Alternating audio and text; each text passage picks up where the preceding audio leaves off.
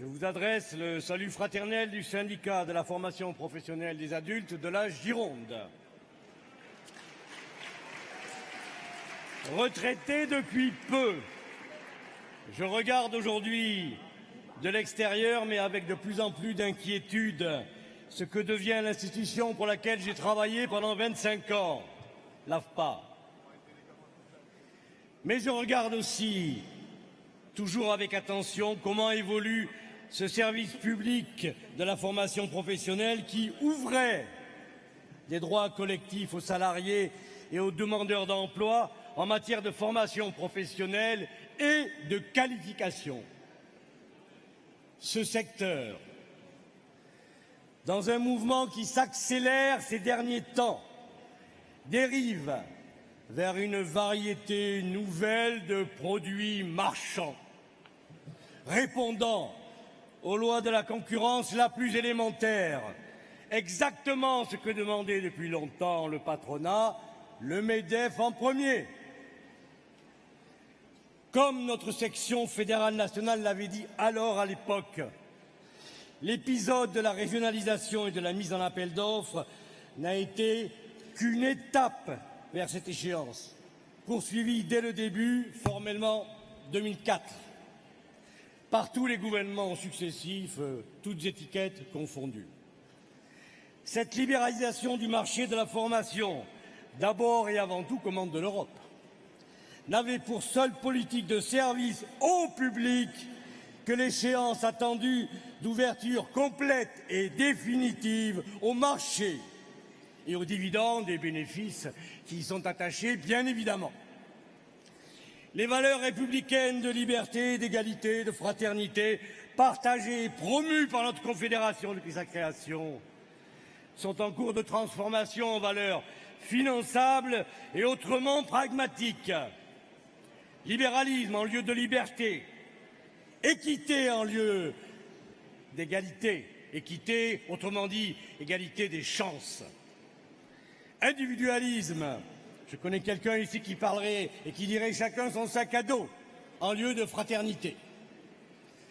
Dans le secteur de la formation professionnelle, cela se traduit aujourd'hui par la mise en route d'un contrat individuel avec l'employeur, ce compte personnel de formation CPF prétendument renforcé en lieu et place d'un droit collectif, par définition, le congé individuel de formation, le CIF. En conséquence, et les articles régressifs qui ne se limitent pas à ce seul point et de loin, il nous apparaît que ce dernier projet de loi pour la liberté de choisir son avenir professionnel va achever le travail entrepris depuis la loi du 4 mai 2004 relative à la formation professionnelle tout au long de la vie et au dialogue social, et celle du 5 mars 2014 relative à la formation professionnelle, à l'emploi et à la démocratie sociale. Cette dernière a, entre autres mesures, créé ce CPF que nous avions alors combattu, bien avant la signature de l'ANI par la Confédération.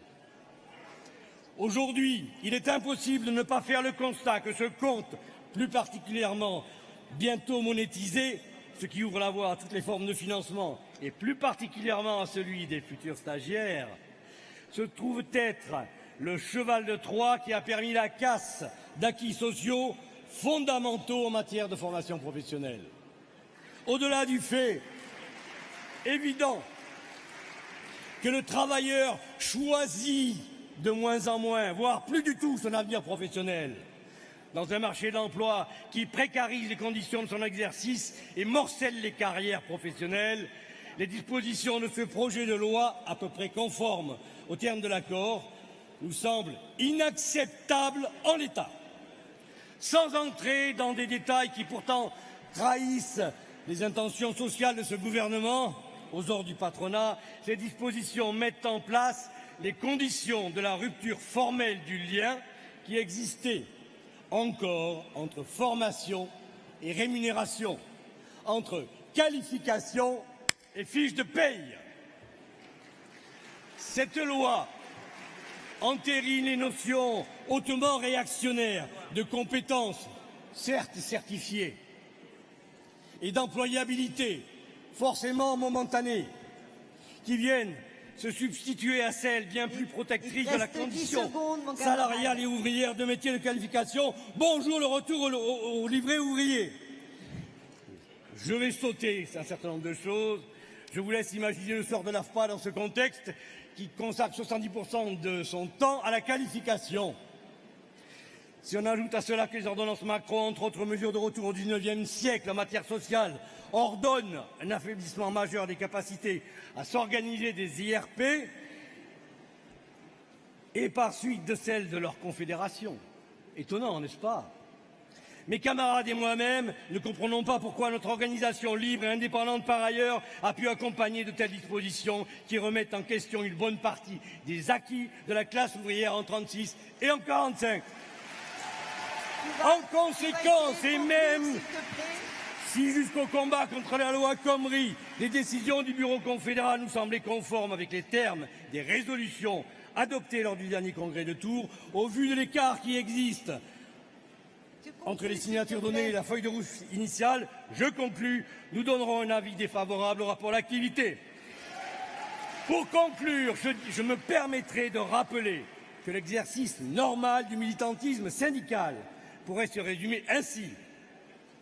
Le mandat, encore le mandat, toujours le mandat, rien que le mandat, tout le mandat. Vive la Confédération Force ouvrière.